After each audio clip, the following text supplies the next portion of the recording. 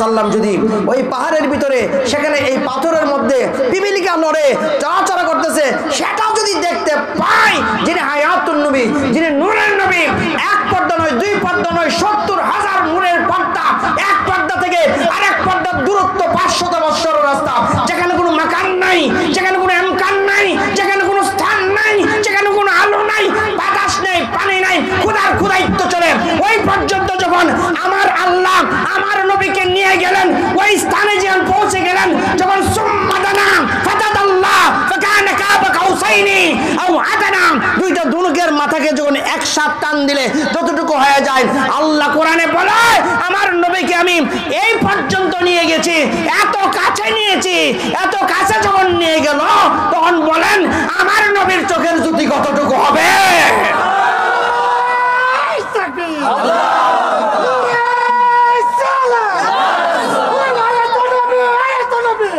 এই পৃথিবীতে কয়জন বাদশা?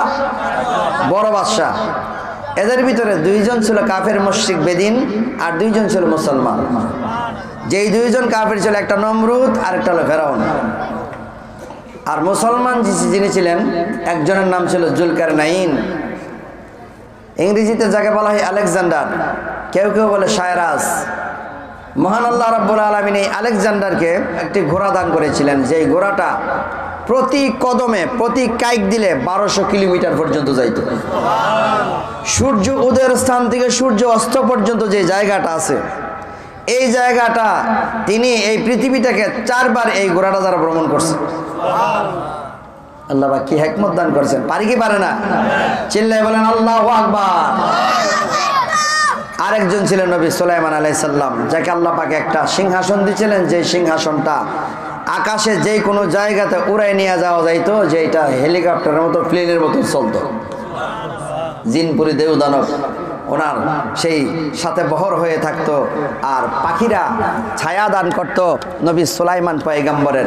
দেখেন আল্লাহ পাক এই কিচ্ছাগুলিও কোরআন শরীফের ভিতরে বলেছেন, তাও আবার মিথ্যা কথা নয়, বাস্তব কথাগুলি মহান আল্লাহ পাক এখানে দিয়েছেন।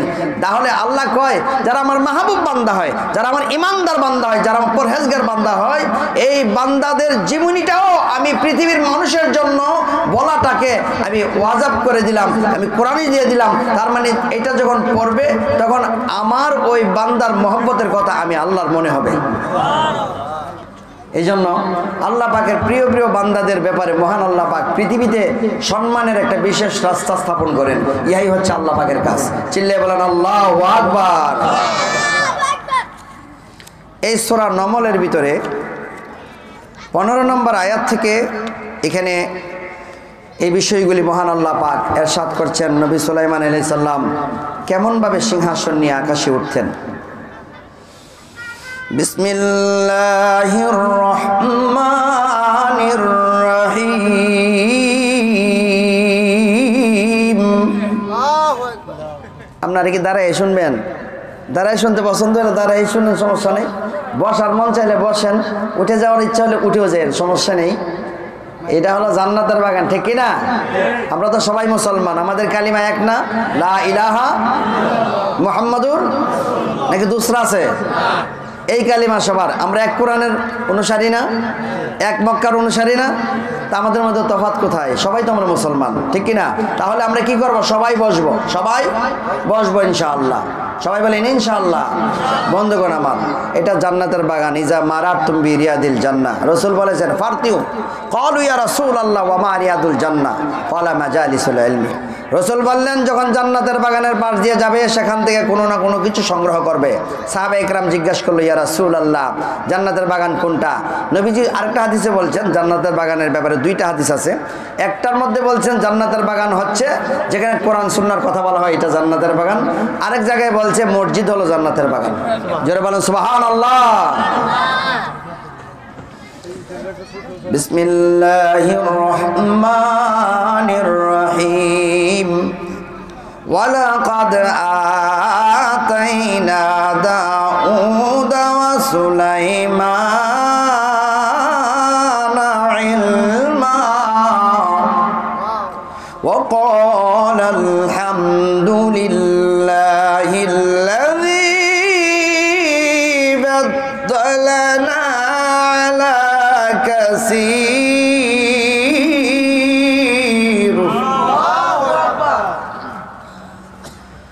আলা কাসীরিম মিন ইবাদিহিল মুমিনিন।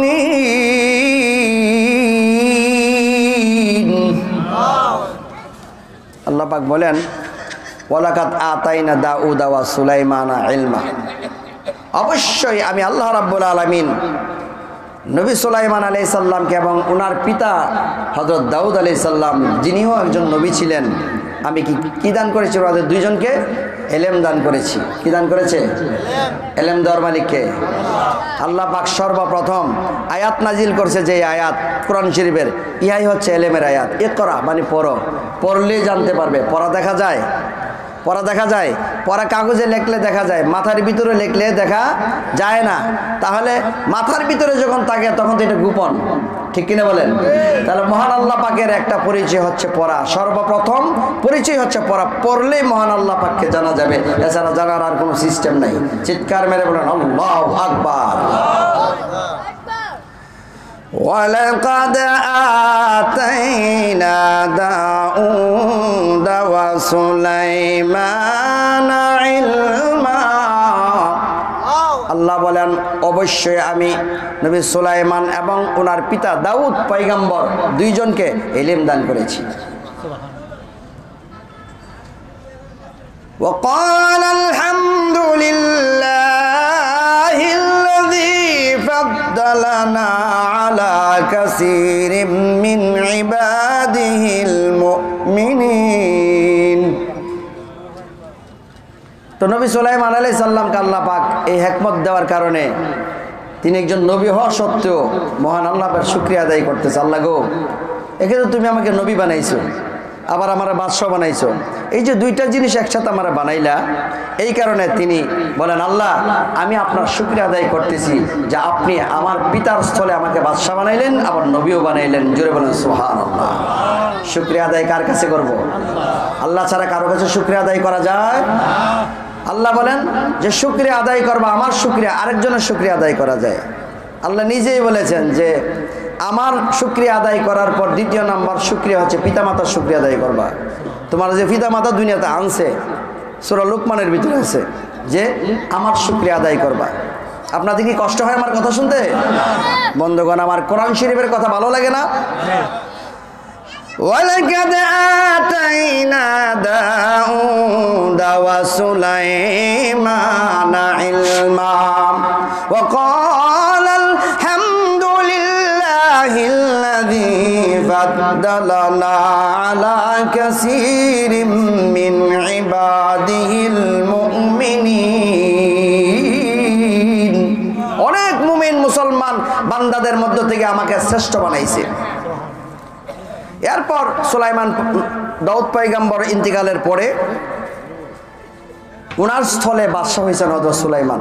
এই কথাটা আল্লাহ পাক বলছেন কোরআনে, দেখেন ওয়ারিসা সুলাইমানু দাউদা ওয়া ক্বালা ইয়া আইয়ুহান নাস।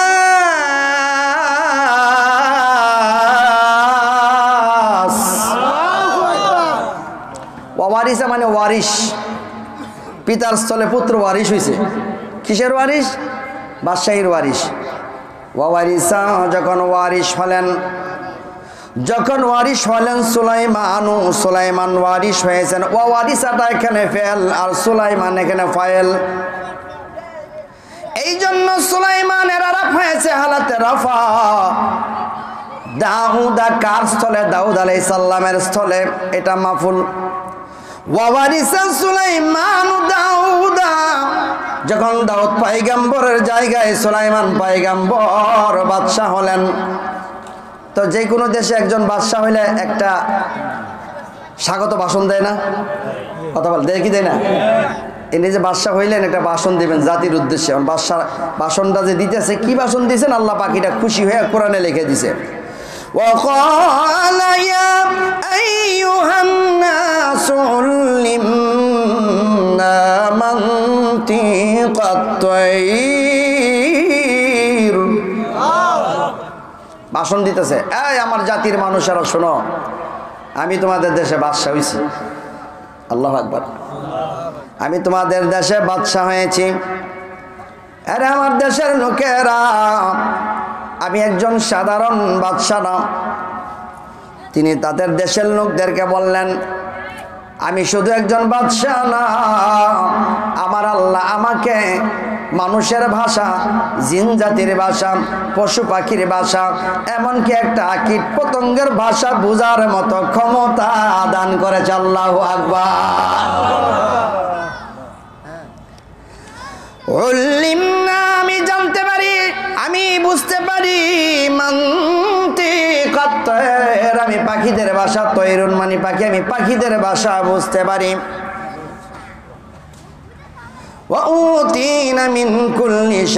শুধু পাখিদের ভাষা নয়, এই পৃথিবীর ভিতরে যত কীট পতঙ্গ আছে সমস্ত কিছুর ভাষা আমাকে আমার আল্লাহ জানাইছে।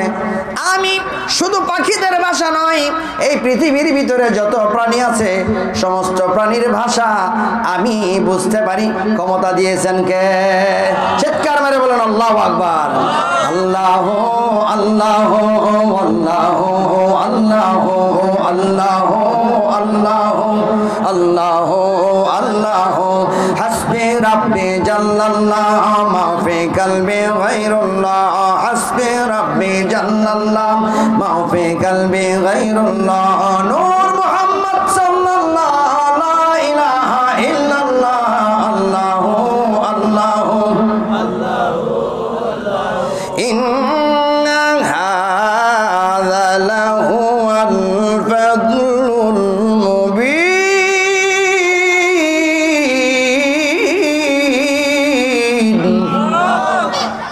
তো আমাকে যে আল্লাহ পাক পাখির ভাষা শিক্ষা দিয়েছে এবং অন্যান্য প্রাণীদের ভাষা শিক্ষা দিয়েছে, এটা মহান আল্লাহ পাকের পক্ষ থেকে একটা ফাদলিল মুবিন, স্পষ্ট একটা নিয়ামত। চিল্লায়ে বলেন মারহাবা। এটা আল্লাহর পক্ষ থেকে নিয়ামত, ইনি নবী হয়ে এটা স্বীকার করতেছে। বাবা, আমার একটা প্রশ্ন আপনাদের কাছে।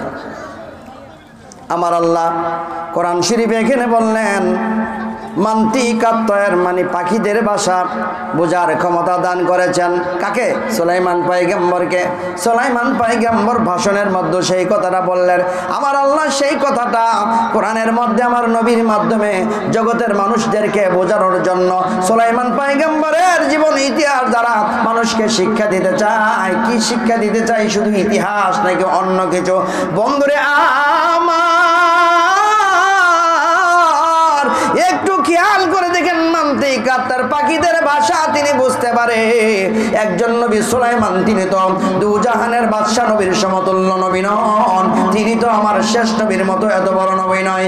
যিনি হচ্ছেন দুজাহানের বাদশা নবী, যিনি সাইয়্যিদুল মুরসালিন খাতামুন নবীন শাফিউল মুজনিবিন আনিসুল গারিবিন রাহমাতুল লিল আলামিন, যিনি হলো হাজির নাজির নবী, যিনি হলো বিপদের দিন কান্ডারি নবী, আমার নূরের নবী রাহমাতুল লিল আলামিন। তাহলে যদি হযরত সুলাইমান পয়গম্বর পাখিদের ভাষা বুঝতে পারে গো, আমার নবী বুঝতে পারে কি পারে না? চিৎকার মেরে বলেন আল্লাহু আকবার। আরো জোরে বলেন ইয়া রাসূলুল্লাহ। আমি লিখিব চিঠি দেব তোমায়, আমি লিখিব। লিখবেন কি লিখবেন না? এই মদিনার চিঠি লেখার দরকার আছে না নাই? এই আমার সঙ্গে আওয়াজ হবে, আমি লিখিব চিঠি দেব তোমায়, পাখি পৌঁছে দিও রোজায়, আমি থাকব বসে আশায়, পাখি চিঠির উত্তর আসবে আমার গায়, আমি লিখিব চিঠি দেব তোমায়, পাখি পৌঁছে দিও রোজায়। চিল্লায় বলেন মারহাবা। وحشر لسليمان جنوده من الجن والإنس والطير। আচ্ছা, মানুষের আমরা যে বাংলাদেশ বা বিশ্বের যে কোনো দেশের সেনাবাহিনী আছে না, পুলিশ, র্যাব, আরও কিছু অনেক বাহিনী আছে না? তো নবী সুলাইমান একটা দেশের বাদশা, তো সেই দেশের সেনাবাহিনী আছে না?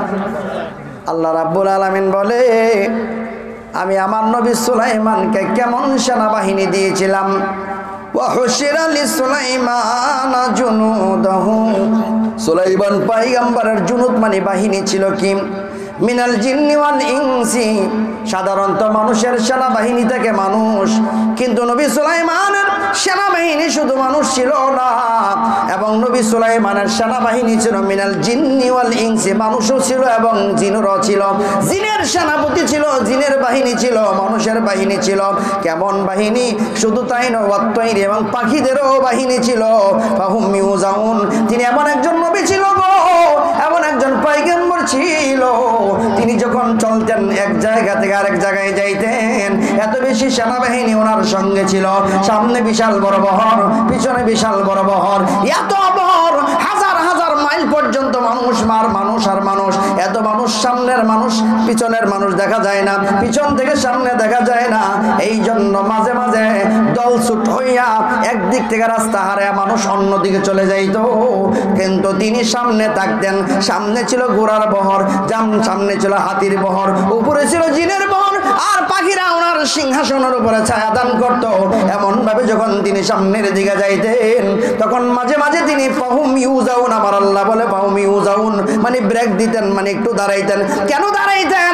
এই জন্য দাঁড়াইতেন, পিছনের মানুষ যেন ওনার সঙ্গে আবার একসাথ হতে পারে। আমার একটা প্রশ্ন বন্ধুরা আমার, যারা দলছুট হয়ে এক রাস্তা থেকে আরেক রাস্তায় চলে যায়, তার মানে সামনের লোক কোন দিকে যাচ্ছে তারা টের পাইতেছে না, কিন্তু নবী সুলাইমান সামনে থেকে শত শত মাইল দূরের মানুষরা এক রাস্তা থেকে আরেক রাস্তায় চলে যাচ্ছে, এটা তিনি সামনে থেকে বুঝতে পারে, সামনে থেকে বুঝতে পারে। এই জন্য আমার আল্লাহ বলেন ফাহুম ইউজাউন, মাঝে মাঝে তিনি দাঁড়াইতেন, এই জন্য দাঁড়াইতেন, তারা যেন পিছনে আবার এসে একজাস হইতে পারে। আমার প্রশ্ন, নবী সুলাইমান সামনে থেকে যদি পিছনের লোকদেরকে দেখতে পাই রে, যিনি হলো হায়াতুন নবী, যিনি জিন্দা নবী, যিনি গায়েবের খবর দেন, বলে আমার নূরের নবী, হায়াতুন নবী, জিন্দা নবীজি মদিনার রওজা থেকে আমাদের দেখতে পাই কি পাই না? চিৎকার মারে বলে আল্লাহু আকবার।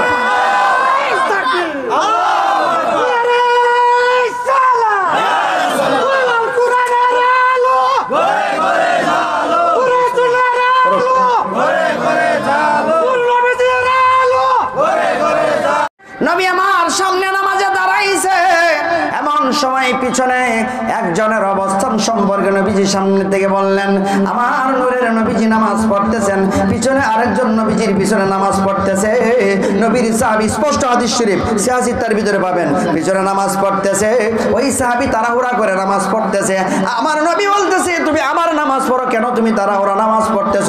আবার তখন নামাজ পড়লেন, আবার একটু ধীরস্থির হলো, আবার বললেন পড়ার জন্য, ধীরস্থির হলো। নবীজির সামনের তাকায় ছিল, কিন্তু পিছনে সাহাবী তাড়াহুড়া করে নামাজ পড়ে, এটাও আমার নবী দেখতে পায়। কারণ হলো গো, আমার নবীর চক্ষু শুধু সামনের দিকে নয়, আমার নবীর চক্ষু চতুর্দিকে, কুল কায়নাতের ভিতরে এমন একটা জায়গা নাই যেই জায়গাটাকে আমার আল্লাহ আমার নবীর কাছে না এনে দিয়েছে। এই জন্য তো আমার আল্লাহ কোরআনে বলে, ওয়ারাফানা লাকা যিকরাক, আমি আমার হাবিবকে, আমি আল্লাহর পরে সর্বশ্রেষ্ঠ উচ্চ মাকাম দান করেছি আমার নবীকে। আমার নবীর মতো উচ্চ মাকাম এই আরশ কুরসি লৌহ কলম তাম পৃথিবীর ভিতরে কাউকে রাখি নাই, কিয়ামতের ময়দানে রাখবো না। সবার উপর আমার নবী, সবার উপর আমার নবী। যেখানে বিচার কার্য সব হয়ে গেল, আমার নবী যা বলবে সেখানে তাই হবে। আমার নবী যদি বলে সেখানে জান্নাতে দাও, আমি আল্লাহ জান্নাতে দিয়ে দেব। তাহলে আমার নবীকে আমি সুপ্রিম পাওয়ার দান করেছি। হাশরের ময়দানে আমার নবী হবে উম্মতের জাবিন, উম্মতের জাবিন, উম্মতের জাবিন। আল্লাহু আকবার। ফাহুম ইউজাউন, মাঝে মাঝে দাঁড়াইতো। তো নবী সুলাইমান আলাইহিস সালাম এখন উপরে আকাশে উঠতেছে সিংহাসন লইয়া, উঠতে উঠতে হঠাৎ করে শুনতেছে তাফসিরে মাঝহারির ভিতরে রেখে সানাউল্লাহ পানিপতি রহমাতুল্লাহ আলাইহির লেখা কিতাব তাফসির লিখতেছে যে আকাশে যাওয়ার সময় হঠাৎ করে সুলাইমান আলাইহিস সালাম শুনতেছে যে আকাশের ফেরেশতারা, সপ্তম আকাশের উপরে ফেরেশতারা, আর সুলাইমান আলাইহিস সালাম হলো প্রথম আসমানের কাছ দিয়া যাইতেছে উইরে উইরে। নবী সুলাইমান প্রথম আসমানের কাছ দিয়া আর সপ্তম আকাশের উপর দিয়ে যাইতেছে, সপ্তম আকাশের উপর দিয়ে সমস্ত ফেরেশতারা সমালোচনা করতেছে আল্লাহ যে নবী সুলাইমান আলাইহিস সালামকে নবুয়তি দান করছে, আবার পাশাপাশি সাথে বাদশাহীও দান করছে, এই জন্য মনে হয় ওনার ভিতরে কিছুটা অহংকার ঢুকছে। তো সুলাইমান আলাইহিস সালাম এই কথাটি শুনতেছে। প্রশ্ন, তিনি কোন আসমানে আছে?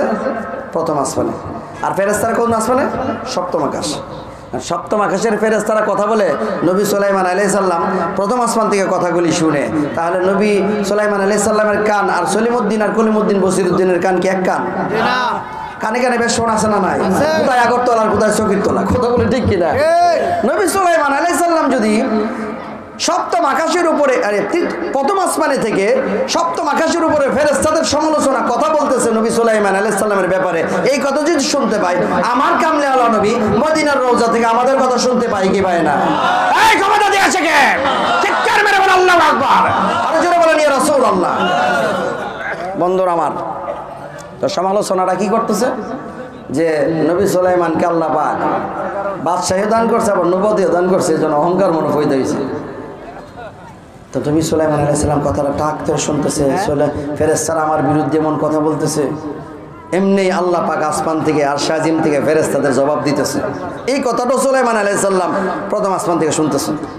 আল্লাহ কইতেছে, এই ফেরেশতারা কি বলিস? তিনি আমার একজন নবী, আমি যাদেরকে নবী বানাই তাদেরকে অহংকার মুক্ত বানাই, তাদের মধ্যে কোনো অহংকার থাকে না।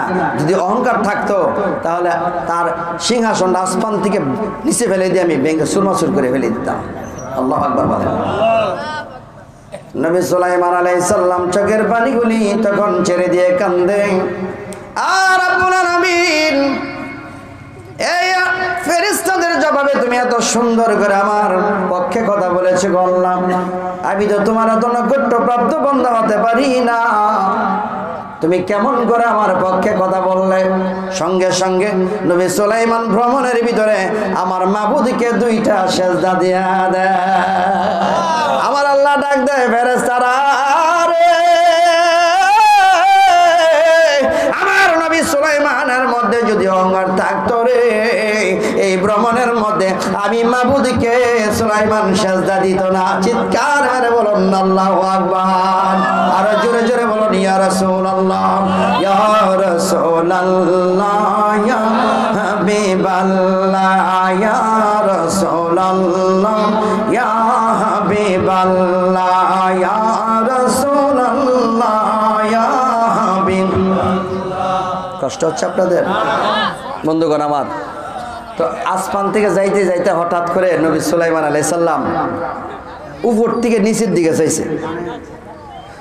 উপর থেকে যখন নিচের দিকে চাইছে, চাইয়া দেখে একটা উঁচা একটা টিলা দেখা যায়।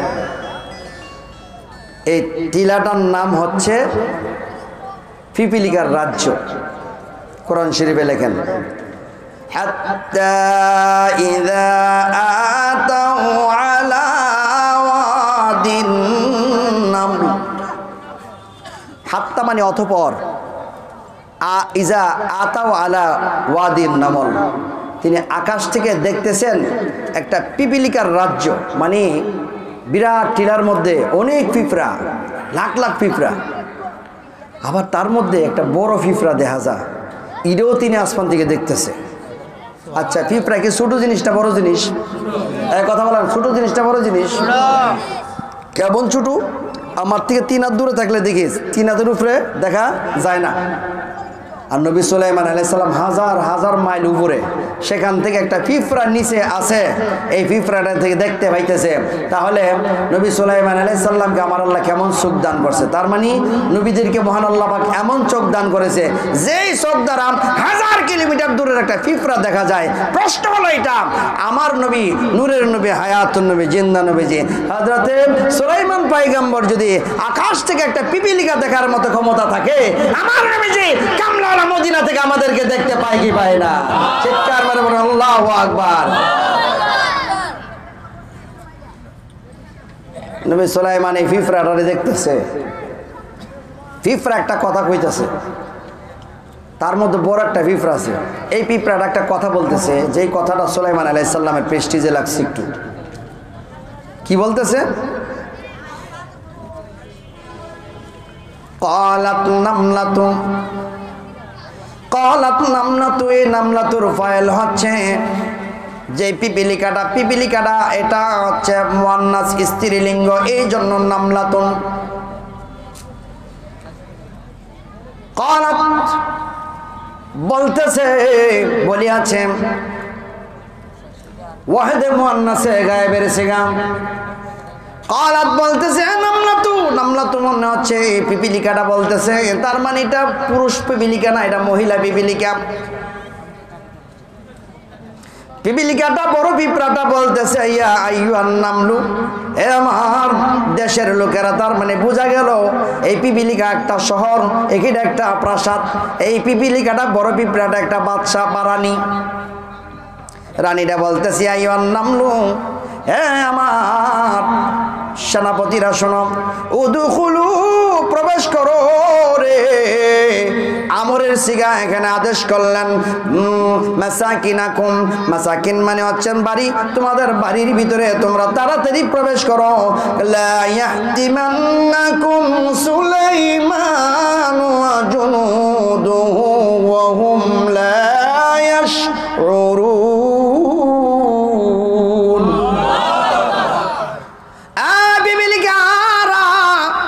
তাড়াতাড়ি উদুখুলু, তোমরা প্রবেশ করো, মাসাকিনাকুম, তোমাদের ঘরের ভিতরে। কারণ হলো লা ইয়াহতিমান্নাকুম সুলাইমান, সুলাইমান পয়গম্বর যদি এই জায়গায় নামে রে, তাহলে তোমাদেরকে তলে ফলাইয়া বর্তা করে ফেলবেন। সুলাইমান পয়গম্বর 1000 কিলোমিটার উপর থেকে এই কথাগুলি শুনতে পাচ্ছে। সুলাইমান পয়গম্বর কয় 1000 কিলোমিটার থেকে আমি কি আল্লাহর জমিনের ভিতরে নবী হইয়া কোনো গজব হইলাম নি? আমার বিরুদ্ধে এত বড় কথা, আমি নাকি তাদেরকে পায়ের তলে ফেলে বর্তা বানাই ফেলে দেব? এই কথাটা এই পিপিলিকাকে আমার জিজ্ঞাসা করা লাগবে। আয় সিংহাসন এখানে নামাও। সঙ্গে সঙ্গে সিংহাসন নেমে গেল। সিংহাসনটা নামছে, তাফসিরের ভিতরে লেখে 3 কিলোমিটার দূরে নামছে। নামার পরে নবী সুলাইমান আলাইহিস সালাম হাইটা হাইটা ওই পিপিলিকার উপত্যকা, মানে পিপিলিকার বাদশাদের পিপিলিকার বাড়ির কাছে আসলেন, যেটাকে বলা হয় ওয়াদিউন্নম। ওই ওয়াদিউন্নমলের কাছে আসলেন।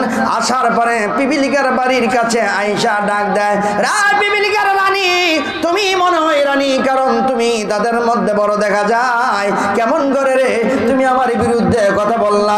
তোমার কি বুঝ নাই যে আমি একজন আল্লাহর পয়গম্বর? আল্লাহর পয়গম্বরেরা কোনোদিন কোনো মানুষের ক্ষতি করতে পারে না, আল্লাহ নবীরা কোনোদিন ক্ষতি করতে পারে না। আল্লাহ পাক তাদেরকে রহমত হিসাবে দুনিয়াতে প্রেরণ করে। সুতরাং তুমি কেমন করে আমার বিরুদ্ধে কথা বললাম? এই কথাটা বললাম ওয়াদিউন্নমলের ভিতরে যাইয়া পিপিলিকাকে যখন এই কথাটা বলল, পিপিলিকার রানী তখন বলতেছে, হুজুর গো, আমি কেমন করে আপনার বিরুদ্ধে বেয়াদবি করব হুজুর? আল্লাহ রাব্বুল আলামিন যখন কোন পয়গম্বরকে পৃথিবীতে প্রেরণ করেন, ওই পয়গম্বরের বিরুদ্ধে কথা বলার মতো শক্তি কোন মাখলুককে আমার আল্লাহ দেয় নাই, আর দেয় নাই। আল্লাহ পাক সমস্ত মাখলুকের কাছে খবর পৌঁছায় দেয় যে এই যুগে একজন পয়গম্বর আছে, এই পয়গম্বরের নাম অমুক, ওই পয়গম্বরের বিরুদ্ধে তোমরা কোনোদিন কোনো কথা বলবে না, এই পয়গম্বরের বিরুদ্ধে কথা বলবে না। হুজুর গো, কেমন করে আমি আপনার বিরুদ্ধে বেয়াদবি করতে পারি? আমি একটা ছোট মাখলুক হইয়া আপনার বিরুদ্ধে বেয়াদবি করার মতো ক্ষমতা আমার নাই। আল্লাহু আকবার। তা তুমি এই কথাটা বললা কি জন্য তাইলে? তখন সে বলতেছে, ওহুম লা ইয়াশউরুন।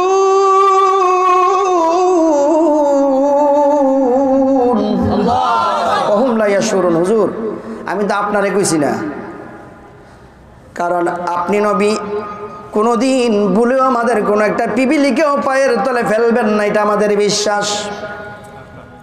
হুজুর গো, কিন্তু আপনার সঙ্গে যারা আসছে গো হুজুর, তারা তো বুঝতে পারবে না, তারা তো পয়গম্বর না। হ্যাঁ, তারা কি করবে? আমাদেরকে ছোট প্রাণী পায়ের তলে ফেলে পিষ্ট করে ফেলবে। আর আমি এই রাজ্যের রাজা হিসাবে আমার দায়িত্ব আমার প্রজাদেরকে হেফাজত করা। এই জন্য আমি বলছি উদুখুলু মাসাকিনাকুম, তোমরা তোমাদের বাড়িতে তাড়াতাড়ি প্রবেশ করো, নামতেছে বর্তা করে লাইব। আমি হুজুর আপনাকে বলি নাই। হ্যাঁ, বাহুম লা ইয়াশউরুন, অজ্ঞাত সারে ভুল ক্রমে তারা করবে, তাদেরকে বলেছি, আপনাকে বলি নাই। চিল্লায় বলেন আল্লাহু আকবার।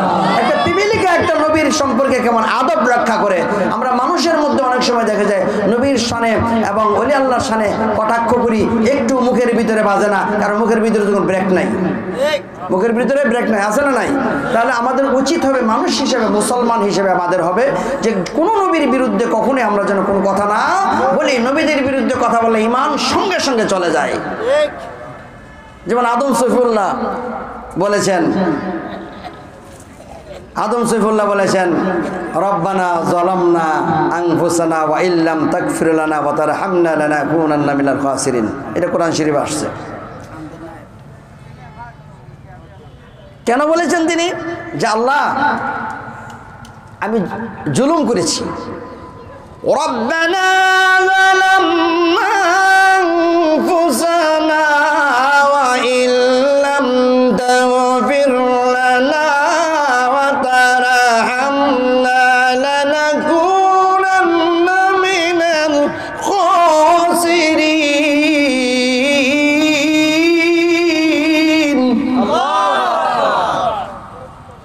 টানুছিনি কয়, আল্লাহ গো, আমি তো জুলুম করেছি, কারণ আমি জান্নাতে গন্ধমূল খেয়ে লেছি। এটা হলো নবী আদম নবীর কৌল কথা। ফিকহের কিতাবের মধ্যে মাসালাই লিখতেছে, আদম নবী বলছে যে আমি জুলুম করেছি। এখন কেউ যদি কয় যে আদম নবী নিজেই তো কইছে আমি জুলুম করেছি, সুতরাং আদম একটা জালেম, নিজেই তো কইছে, এই কথা বলার সঙ্গে সঙ্গে ঈমান চলে যাবে। কেন? আদম আলাইহিস সালাম তিনি এটা বলেছেন, এটা আল্লাহ পাকের সঙ্গে কথা, কিন্তু আমি ওনার মানে আওলাদ হিসাবে এই কথা বলতে পারি না। একজন নবীর বিরুদ্ধে এরকম কথা বলা যায় না। নবীদের শানের গুস্তাখি হয়, কটাক্ষ হয়, এমন কোনো কথা কেউ যদি বলে, তাহলে ঈমান চলে যাওয়ার জন্য এতটুকুই যথেষ্ট। ঈমান চলে গেলে আমলের কোনো লাভ নাই। তাহলে আগে হচ্ছে ঈমান, ঈমানের পরে হচ্ছে আমল, আর ঈমানের আগে হচ্ছে আকীদা, বিশ্বাস। বিশ্বাস যদি পরিপূর্ণ থাকে তাহলে আমার আকীদা ঠিক থাকবে, আর আকীদা যদি ঠিক থাকে তাহলে আমল ঠিক থাকবে, আর আমল ঠিক থাকলেই তাহলে আমি জান্নাত পাবো। চিৎকার মেরে বলেন আল্লাহু আকবার। কষ্ট হয় বন্ধুরা আমার। আবার পিপিলিকার রানী সুলাইমান আলাইহিস সালামকে, তুমি তো খুব বুদ্ধি করে কথা কও, এত সুন্দর কথা বলো, আচ্ছা ঠিক আছে, আমি তোমার কাছে কয়েকটা প্রশ্ন করব। এবার পিপিলিকার রানীর কাছে সুলাইমান আলাইহিস সালাম প্রশ্ন করতেছে, তোমার নাম কি? তাফসীরের ভিতরে লেখে এই পিপিলিকাটার নাম হচ্ছে মুনজিরা অথবা তাকিয়া। মুনজিরা অথবা তাকিয়া। জিজ্ঞাসা করলো, বলো তো তোমার সেনাবাহিনী কত? আমি তো ভাবছিলাম আল্লাহর জগতে আমি বুঝি বাদশাহ, বড় বাদশাহ। দেখি কমান্ডের ব্যাপারে, অর্থাৎ কমান্ডিং বয়স, যে আমি কমান্ড দিলে আমার লোকেরা শুনে, এই হিসেবে তোমারও কমান্ডের দিকে জোর আছে। তো আচ্ছা, তোমার সেনাবাহিনী কত? তখন মঞ্জিরা বলতেছে, হুজুর আমার সেনাবাহিনী কত সেটা আমি তো বলতে পারবো না সঠিক করে, তবে আপনাকে একটা মোটামুটি ফিগার বলি। সেটা হচ্ছে কি, যে আমার সেনাবাহিনীর মধ্যে 40,000 হচ্ছে সেনাপ্রধান। এই এক একজন সেনা প্রধানের সঙ্গে সাধারণ সেনাবাহিনীর প্রধান রয়েছে আরো 70,000 করে এক একজনের সাথে। এই 70,000-এর সাথে লক্ষ লক্ষ সিপাহী আছে।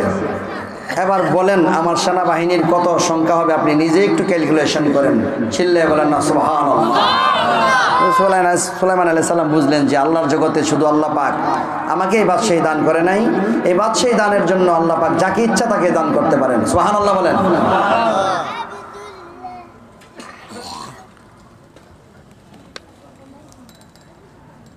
সুলাইমান আলাইহিস সালাম এরপরে প্রশ্ন করতেছে, আচ্ছা দ্বিতীয় নাম্বার প্রশ্ন, তুমি বলো তো তোমার রাজ্যটা বড় নাকি আমার রাজ্যটা বড়? সুন্দর প্রশ্ন না? তখন মঞ্জিরা কইতেছে, হুজুর আমি কি ভয়ে ভয়ে বলবো নাকি নির্ভয়ে বলবো? হ্যাঁ নির্ভয়ে বলো। তখন মঞ্জিরা বলতেছে, হুজুর আমার মনে হয় আপনার রাজ্য থেকে আমার রাজ্যটাই বড়। সুবহানাল্লাহ বলতেন না? নবী সুলাইমান আলাইহিস সালাম তখন জিজ্ঞেস করলেন, কেন রে মঞ্জিরা, তোর রাজ্যটা আমার রাজ্য থেকে বড়, কেন এই কথা বললাম, ব্যাখ্যা করো। মঞ্জিরা তখন ব্যাখ্যা করে, হুজুর গো, আপনার রাজ্যের ভিতরে মানুষে মানুষে মারামারি আছে না নাই? আছে। মতের বেমিল হইলেই মারামারি হয়, বাজারে, বন্দরে, খাটে ঘাটে, বাড়িতে, বন্দরে, সব জায়গায় আছে না নাই? এটা মানুষের বৈশিষ্ট্য। মতের অমিল হলে মারামারি হয়, পিটাপিটি হয়। আপনার রাজ্যের ভিতরে মারামারি পিটাপিটি কোনো কোনো জায়গায় থাকতে পারে, আমার রাজ্যের ভিতরে কোনো মারামারি নাই। হুজুর গো, আপনার রাজ্যের ভিতরে সিংহাসন আসিনি বলা আছে, সভাসদ বসার জন্য চেয়ার টেবিল আসিনি বলা আছে, আমার রাজ্যের ভিতরে কোনো সিংহাসন নাই। হুজুর, আপনার যদি সিংহাসন না থাকে হুজুর, আপনার বাদশাহী থাকবে নি? কোনা থাকবে না। সিংহাসন থাকলে বাদশাহী আছে, সিংহাসন না থাকলে বাদশাহী নাই। হুজুর গো, আপনার সিংহাসন আল্লাহর পরে আপনার সিংহাসনের উপর ভরসা, কিন্তু হুজুর না আছে আমার কোনো সিংহাসন, না আছে আমার কোনো সুন্দর বিল্ডিং, না আছে হুজুর আমার কোনো ঘর বাড়ি। আপনি যেমন বাদশাহ, আমিও বাদশাহ। আপনার সিংহাসনে থাকিয়া আপনি হুকুম করলে আপনার রাজ্যের সবাই শুনে, আর আমার সিংহাসন ছাড়া আমি হুকুম করলে আমার কথা শুনে। তাহলে এই দুই হুকুমের মধ্যে পার্থক্য হলো, আপনি চলেন আপনার সিংহাসনের বলে, আর আমার রাজ্য আমি চালাই, আমি একমাত্র আমার আল্লাহ রাব্বুল আলামিনের হুকুমে। চিৎকার মেরে বলুন আল্লাহু আকবার। আমি চালাই আমার আল্লাহ রাব্বুল আলামিনের ভরসায়, আমি আল্লাহ রাব্বুল আলামিনের ভরসায় আমার রাজ্য চালাই রে। এইভাবে আমি আমার রাজ্যটা চালাইতেছি। এবার সুলাইমান পয়গম্বর এই প্রশ্ন করার পর মঞ্জিরা তখন বললেন, হুজুর তাহলে আমি আপনাকে একটা প্রশ্ন করব। সুবহানাল্লাহ বলেন। তুমি আবার কি প্রশ্ন করবা? হুজুর গো, আমি আপনাকে একটা প্রশ্ন করব হুজুর। হুজুর, আপনার নাম যে সুলাইমান, এই সুলাইমান নামের অর্থ কি? তাফসিরের ভিতরে লেখছে সুলাইমান নামের অর্থ কি। সুলাইমান আলাইহিস সালাম তাফসিরে লেখা চুপ করে রয়েছে। তাফসিরের ব্যাখ্যায় লিখতেছেন, হয়তো তিনি জানেন অথবা এমনিতে চুপ করে রয়েছেন, কিন্তু নবীরা জানে না, এই কথা বলার মতো ক্ষমতা কোনো পৃথিবীর মানুষের নাই। এই জন্য কোনো মুফাসসিরিন কেরাম এই জায়গাতে এই কথা বলে নাই যে নবী সুলাইমান জানে না এই জন্য চুপ করে রয়েছে। না, বলেছেন যে তিনি হয়তো জানে কিন্তু চুপ করে, এমনিতে চুপ করে আছে। কিছুক্ষণ পর মঞ্জিরা তখন বলতেছে, হুজুর গো, আমি আপনার নামের অর্থ বলে দেই গো হুজুর। বলে, বলেন, বলো আমার নামের অর্থ। তখন সুলাইমান পয়গম্বরের কথাই মঞ্জিরা তখন বলতেছে, হুজুর আপনার নামের অর্থ হলো দুনিয়া ধ্বংসশীল। হুজুর গো, যেহেতু এই দুনিয়াটা ধ্বংসশীল গো হুজুর, সুতরাং আপনি এই বাদশাহীর কাজটা একটু কম করিয়া আখিরাতের কাজের জন্য পৃথিবীতে নবুয়তের দায়িত্বটা বেশি করে পালন করুন। চিৎকার মেরে বলুন আল্লাহু আকবার। আপনি নবুয়তের কাজটা কম করে, আরে বাদশাহীর কাজটা কম করে একটু এই ইয়ার কাজটা বেশি করে, এটাই মনে উচিত হবে। সুবহানাল্লাহ বলেন। আরে মঞ্জিরা, মঞ্জিরা রে, তোর রাজ্যের ভিতরে তো কোনো বিল্ডিং এর ব্যবস্থা নাই রে মঞ্জিরা। মঞ্জিরা রে, যখন জলোচ্ছ্বাস হয়, পানি হয়, ঝড় হয়, বৃষ্টি হয়, কেমন করে তুই থাকিস? তখন বলে, হুজুর যখন ঝড় তুফান হয় তখন আমরা পানির ভিতরে তখন ডুবে যাই। এই পানির মধ্যে ডুবে গেলাম আমাদের বৈশিষ্ট্য হলো আমরা একটা গোল বলের মতন হইয়া যাই। উপরে 10 জন থাকলে নিচে থাকে পানির নিচে একজন, এইজন যখন উপরে আবার উঠে একজন না একজন কোনো না কোনো ভাবে পানির নিচে থাকে। এমন ভাবে আমাদের মধ্যে একতা আছে, আমাদের মধ্যে বল আছে, আমরা এমন ভাবে ঐক্যবদ্ধ হইয়া গোল কইরা বলের মতন ঘুরতে থাকি, ঘুরতে থাকি, ঘুরতে ঘুরতে আমার আল্লাহ নামের তাসবিহ পড়তে পড়তে গো কখনো 100 সময় আবার তীরের মধ্যে আইসা লাইগা যায়, এই হলো অবস্থা। আবার কোন কোন সময় পানির নিচে পরে আমরা মৃত্যু বরণ করি। চিৎকার মেরে বলুন আল্লাহু আকবার। কত সুন্দর সুন্দর কথা। فتبسم ضاحكا من قولها وقال رب أوزعني أن أشكر نعمتك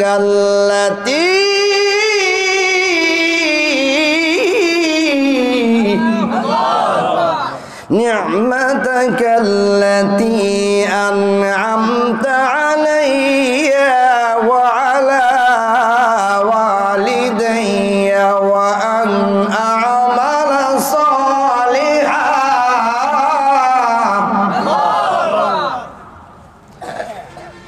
فتبسم ضاحكا من قولها। তো সুলাইমান আলাইহিস সালাম আসমানের মধ্যে থাকা অবস্থায় যখন দেখছিল যে মঞ্জিরা নিচে তার জাতির মানুষের এই কথা বলতেছে, তাড়াতাড়ি গর্তের ভিতরে ঢুকো, এইটা যে নবী সুলাইমান আলাইহিস সালাম আকাশ থেকে শুনছে, এটা একটা বিরাট পাওয়ার না?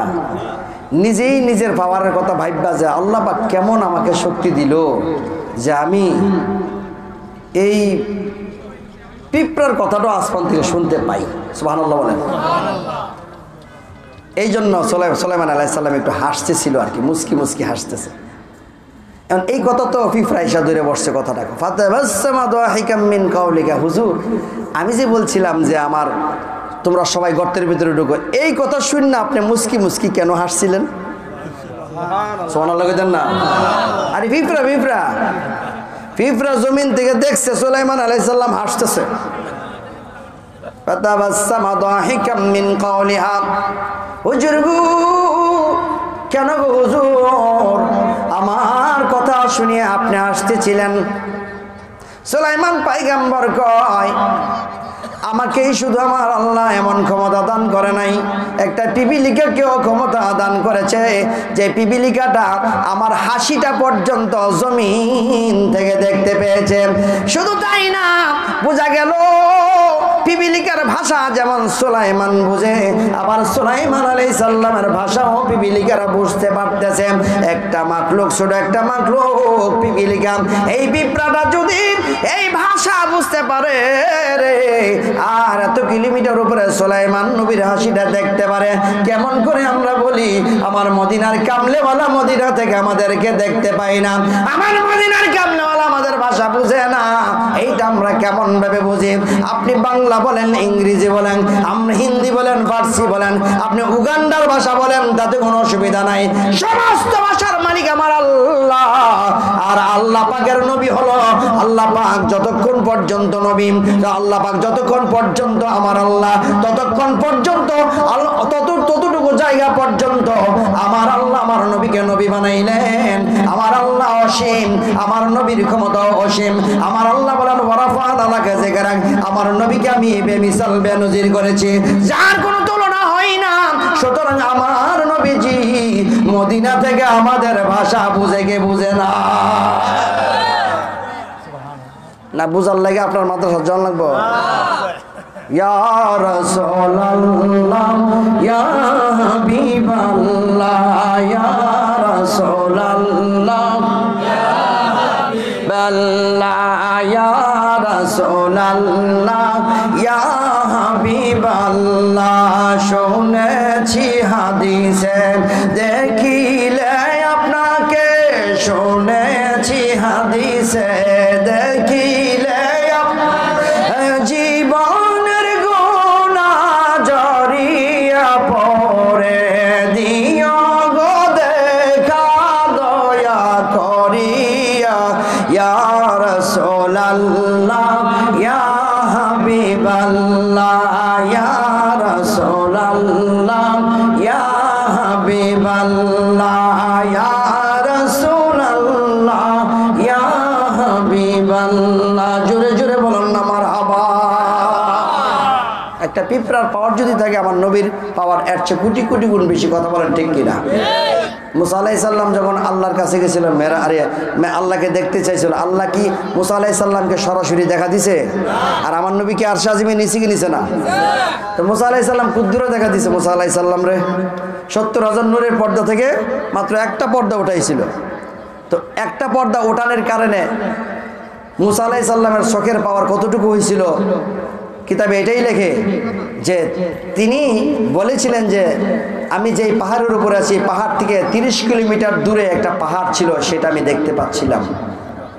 যখন পাহাড়টা জলে পুরে ছাই হয়ে গেল, আল্লাহর অসীম কুদরতে আমি মুসাকে আল্লাহ পাক বাঁচিয়ে রাখলো। এই অবস্থাতে আমি এখান থেকে দেখতে পাচ্ছিলাম একটা 30 কিলোমিটার দূরে একটা পাহাড়। এই শুধু পাহাড় নয়, পাহাড়ের ভিতরে একটা গর্ত ছিল। আমি মুসা তুর পর্বত থেকে গর্তটাও দেখতে পেয়েছিলাম, সুবহানাল্লাহ বলেন। শুধু তাই না, গর্তের ভিতরে একটা পাথর ছিল, ছোট্ট পাথর, এই পাথরটাও দেখছি। এবং এই পাথরটা নয়, এই পাথরের ভিতরে একটা পিঁপড়া হাঁটতেছিল। আমি মুসা আল্লাহর নূরের তাজাল্লির বলে আমার চোখের যদি এমন হয়েছে যে এই পাহাড় থেকে ওই 30 কিলোমিটার দূরে সেই পাথরটা দেখতে পেয়েছি, পাথরের ভিতরে একটা পিপীলিকা, এটাও আমি স্পষ্ট দেখতে পেয়েছিলাম। চিৎকার মেরে বলেন আল্লাহু আকবার। মুসা আলাইহিস সালাম যদি ওই পাহাড়ের ভিতরে, সেখানে এই পাথরের মধ্যে পিপীলিকা নড়ে চলাচল করতেছে, সেটাও যদি দেখতে পাই, যিনি হায়াতুন নবী, যিনি নূরের নবী, এক পর্দা নয়, দুই পর্দা নয়, 70,000 নূরের পর্দা, এক পর্দা থেকে আরেক পর্দার দূরত্ব 500 বছরের রাস্তা, যেখানে কোনো মাকান নাই, যেখানে কোনো আমকান নাই, যেখানে কোনো স্থান নাই, যেখানে কোনো আলো নাই, বাতাস নেই, পানি নাই, খোদার খোদাইত্ব চলে। ওই পর্যন্ত যখন আমার আল্লাহ আমার নবীকে নিয়ে গেলেন, ওই স্থানে যখন পৌঁছে গেলেন, যখন সুম্মাদানা ফাতাদাল্লাহ ফাকানা কাবা কাউসাইনি আও আদানা, দুইটা ধনুকের মাথাকে যখন একসাথে টান দিলে যতটুকু হয়ে যায়, আল্লাহ কোরআনে বলে আমার নবীকে আমি এই পর্যন্ত নিয়ে গেছি, এত কাছে নিয়েছি। এত কাছে যখন নিয়ে গেল, তখন বলেন আমার নবীর চোখের জ্যোতি কতটুকু হবে?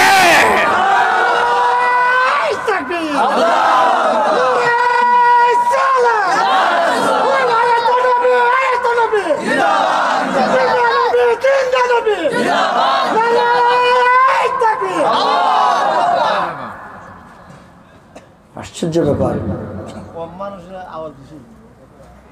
30 কিলোমিটার দূরের পাহাড় দেখে এক পর্দা দুনিয়াতে থাকে এক পর্দা আলগি দিছে, সুরমা হয়ে গেছে পাহাড়টা পুরো ছাই। এটা দেখা চোখের জ্যোতি 30 কিলোমিটার দেখে। আর আমার মদিনার কামলেওয়ালা, আমার মদিনার কামলেওয়ালা মদিনার থেকে আমাদের দেখার দরকার নাই। তো আমার নবী তো আমাদের কাছে আসতে হয় না, গোটা জাহানটা আমার আল্লাহ পাক আমার নবীর কাছে দিয়ে রাখছে। নবী আমাদের কাছে নয়, বরং পৃথিবীটা পুরাটাই আমার নবীর কাছে।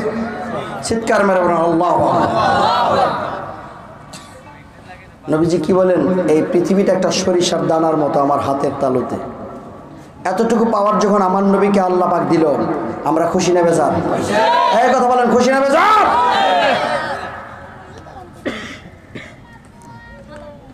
তাহলে এই নবীর আমরা উম্মত। সুবহানাল্লাহ। আমাদের ভাগ্য খারাপ না ভালো? আমরা ভালো, কিন্তু আমাদের ভাগ্য তখনই খারাপ হবে যখন শয়তান ওয়াসওয়াসা থেকে আমাদেরকে বেপথ করে ফেলবে।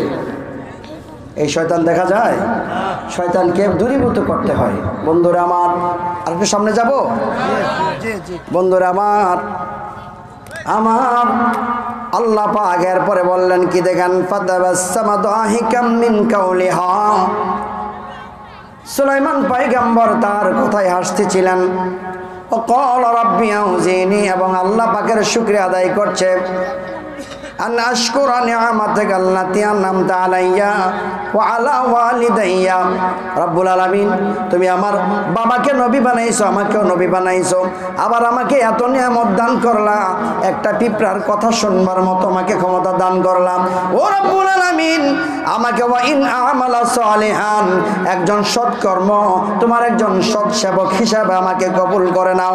একজন নবী হইয়া, জান্নাতি মানুষ হইয়া, তিনি আমার আল্লাহর কাছে সৎপথ প্রাপ্তের জন্য আল্লাহর কাছে দোয়া করতেছেন।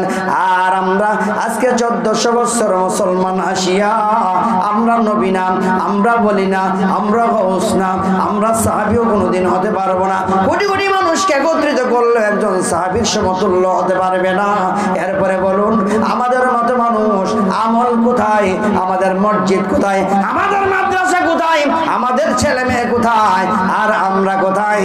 বন্ধুরা আমার, গতকালকে একটা মাহফিলের মধ্যে যাওয়ার পরে হঠাৎ করে শুনলাম যে মাহফিলের সাথেই একটা বাড়ির লোকটা নাকি মারা গেছে। কে কেমনে মারা গেছে? বিকালবেলা এদিকে হাইটটা গেছে, মারা গেছে। হায়াত মৌতের গ্যারান্টি আছে? তাহলে নবী কোথায় আর আমরা কোথায়? আমরা একটা ছেলেরে পারি না মাদ্রাসা দিতে, আমরা পারি না মাদ্রাসার কিছু এক বছর চাউল দিতে, আমরা পারি না, আমাদের মনে চায় না। কেন চাই না? চাই তো তখনই যদি খোদার খাস রহমত আমাদের মন্ত্রে আসে। চলেও মাদ্রাসাগুলি এইভাবে যে কিছু কিছু সদ্বঙ্গাল মানে স্থানান্তর হওয়া, রুহু চলে যাবে, রুহু কোনোদিন মৃত্যুবরণ করবে না। অবিনশ্বর সৃষ্টিকর্তার যদি ধ্বংস থাকতো, মৃত্যু থাকতো, তাহলে রুহেরও মৃত্যু থাকতো। অবিনশ্বর সৃষ্টিকর্তা, তিনি কোনোদিন খায় না, রুহও খায় না। আল্লাহ পাক ঘুমায় না, রুহও ঘুমায় না। আমার বডি খায়, আল্লাহ পাক খায় না, আমার রুহও খায় না। এই জন্য আমি যখন ঘুমাই তখন আমার এই রুহুটা টিক টিক করে চলতে থাকে, জীবিত থাকে। ইহাই হচ্ছে পরমাত্মার সঙ্গে এই আত্মার বড় মিলন। চিৎকার মেরে বলেন আল্লাহু আকবার।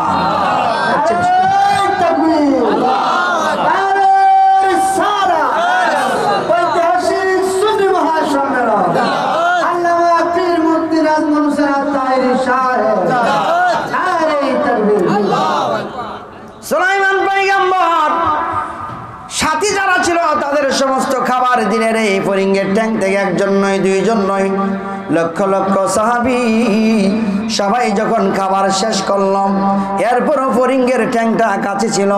সুলাইমান পয়গম্বর কয়, আমার সর্বশেষ একটা প্রশ্ন আছে। আরে মঞ্জিরা, আমার সর্বশেষ একটা প্রশ্ন আছে। মঞ্জিরা কয়, হুজুর গো, কি প্রশ্ন গো হুজুর? বলে, আমার প্রশ্ন হলো, আমাকে আমার আল্লাহ এই সমস্ত জাহানের বাদশা বানাইছে। আমি আমার আল্লাহকে বলেছিলাম, ও রব্বুল আলামিন, তোমার জগতের ভিতরে যারা আছে আমি তাদেরকে এক বেলা খাওয়াইতে চাই। আল্লাহ বলে, না না না, পারবা না। আমি আল্লাহ রাব্বুল আলামিন সবকিছুর পালন কর্তা, তুমি এটা পারবা না, তোমার এটা কাজ না, এটা তুমি কোনোদিন সম্ভব না। আল্লাহ গো, আমার মনে শখ জেগেছে, আমি সবাইকে খাওয়াইবো। তো আমার আল্লাহর কাছে যখন বারবার ফরিয়াদ করি, আল্লাহ বলে সম্ভব না। আমি বললাম, আসমানে যারা আছে তাদেরকে খাওয়াইবো। না না, সম্ভব না। জমিনের ভিতরে যারা আছে তাদেরকে খাওয়াইবো। না না, তো তাদেরকে দাওয়াত দিয়ে খাওয়াইয়া তুমি পারবা না। তো আল্লাহ গো, আমি তাহলে সমুদ্রে যারা আছে সেই সমুদ্রের মাছগুলিকে আমি খাওয়াইতে চাই। আল্লাহ বলে, চেষ্টা করে দেখো। তখন সুলাইমান পয়গম্বর তাফসীরের ভিতরে লেখেন 3 মাস পর্যন্ত খাবার রান্না করেছেন। বিশাল বড় বড় ডেগের মধ্যে খাবার রান্না করে, কারণ মানুষের মধ্যে সেনাপতি আছে, আবার জিনের মধ্যেও তো সেনাপতি আছে। এই জন্য সুলাইমান পয়গম্বর যখন ডেগগুলি ডালতো, এক একটা বড় বড় পাহাড়ের মতো মনে হইতো। মানুষেরা পাকাইতো, জিনেরা ডাইলা ডাইলা রাখতো, এমন ভাবে উষা উষা টিলার মতো যখন হয়ে গেছে।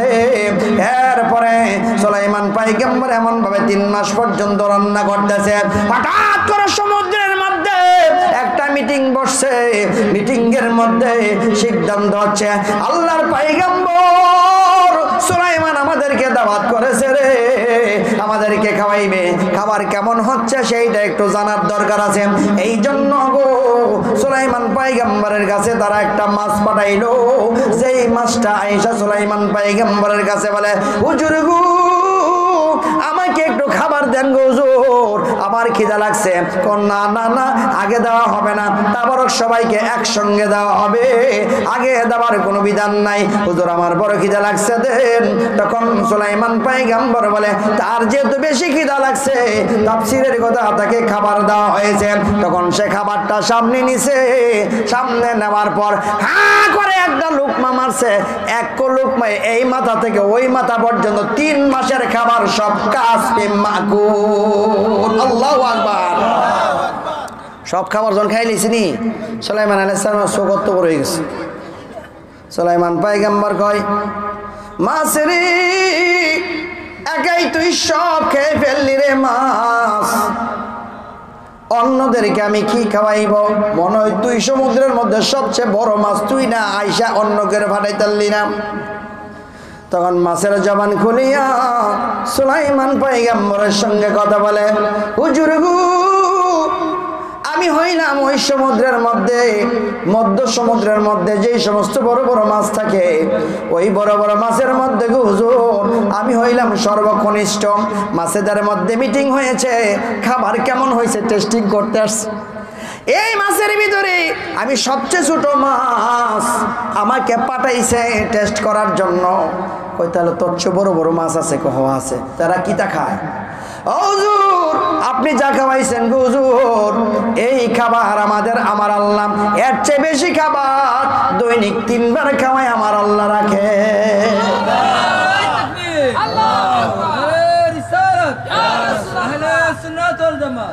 وترزق من تشاء بغير حساب। وترزق من تشاء بغير حساب। আল্লাহ পাক যাকে দেয় অফুরন্ত দান করে, ঠিক কিনা বলেন? সুতরাং ওই মধ্য সমুদ্রের সমস্ত আমার চেয়ে অনেক বড় বড় প্রকাণ্ড মাছ, সেগুলিকে আল্লাহ পাক খাওয়ায় রাখে। আর আপনার খাদ্য তো অনেক অল্প। সুলাইমান পয়গম্বর তখন বলে, মাবুদ তোমার কাজ তুমি করো, আমার দ্বারা সেটা সম্ভব না। দয়াল মৌলা ও তোমার কুদরতের শান, তোমার কালাম তুমি পড়ো, আমি গুনাহগার। দয়াল মৌলা ও তোমার কুদরতের শান, তোমার কালাম তুমি পড়ো, আমি গুনাহগার। দয়াল মৌলা ও চিল্লায় বলেন মারহাবা। গান গাইলে তো কালাম হুজুরা, সুন্নি হুজুরা বাউল। আর মানুষেরা সিনেমার গান গাইলে কোনো বুঝতে হয় না, দুশো না। অনেক হুজুর আছে এরকম শুনি, তোমাকে লেগেছে তো যে ভালো, এখন মদ গুণ না এক পা কলকলা সহকারে কয়, এরপরে কোনো দূষণ না। আর আমরা সুন্নিরা একটু যদি খালি মহব্বত করিয়া আল্লাহর নবীর শানে একটু জল দিয়া কই আর কি, তাইলে কয় বাপরে দরুন্নকার হার গিয়ে লাইতেছে। দেখতে নেলে চরণ বাঁকা, যারা ভালো লাগে না তার সত্যই উল্টা লাগে। আটার মধ্যে দোষ, বসার মধ্যে দোষ, কোথার মধ্যে দোষ, সপ্তাহের মধ্যে দোষ ধরে। যাই হোক, আমি চাই আমার ইচ্ছা সারা পৃথিবীর সমস্ত মুসলমান ঐক্য হয়ে থাকুক, এতে করে পৃথিবীতে ইসলাম প্রতিষ্ঠা হবে। কথা বলেন ঠিক কিনা? তাহলে ইসলাম প্রতিষ্ঠা করতে হচ্ছে চাইলে আমাদের কোরআন আর হাদিসের বাহিরে আমাদের যাওয়া যাবে না। কোরআন হাদিসে যাই আছে তাই মানতে হবে। এরপরে খাবার দাবার খাইতে গেলে আপনার লবণ লাগবে, সালাদ লাগবে, লেবু লাগবে, এটা খাওয়া তো কোনো অপরাধ না। আপনি তো আর খাবারের সাথে অখাদ্য কুখাদ্য খাইতেছেন না।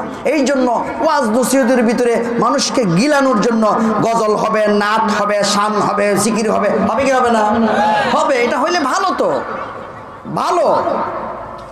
আপনি যদি এখানে একটা মদের আড্ডাখানা বসাই দেন ওয়াজের ভিতরে, তাহলে এটা খারাপ বলে না, ইসলামের সাথে সাংঘর্ষিক, এটা সম্ভব না, ঠিক কিনা বলেন? এটা হলো আসল কথা। এখন সুলাইমান আলাইহিস সালাম কয় 3 মাস রান্না কইরা একটা মাছে খাইয়ে লাইছে। আমি নবী আর তুমি একটা পিঁপড়া, তোমার খাবার আমিও খাইছি, আমার সাথে সবার খাইলাম, এরপরও তোমার খাবার অবশিষ্ট রয়েছে। কি কারণ এতে রয়েছে? সুবহানাল্লাহ বলেন। হুজুর কারণটা শুনবেন? তখন হুজুর বলতেছে হ্যাঁ কারণ আমি শুনবো। এখন বলেন আপনারা কারণটা আপনারা শুনবেন কি শুনবেন না? কাটা কাটা শুনবেন, হাত তুলে দেখান। নারে তাকবীর, নারে রিসালাত, আহলে সুন্নাত ওয়াল জামাত। এই কারণটা বলে আমি সামনে একটু টান দেব।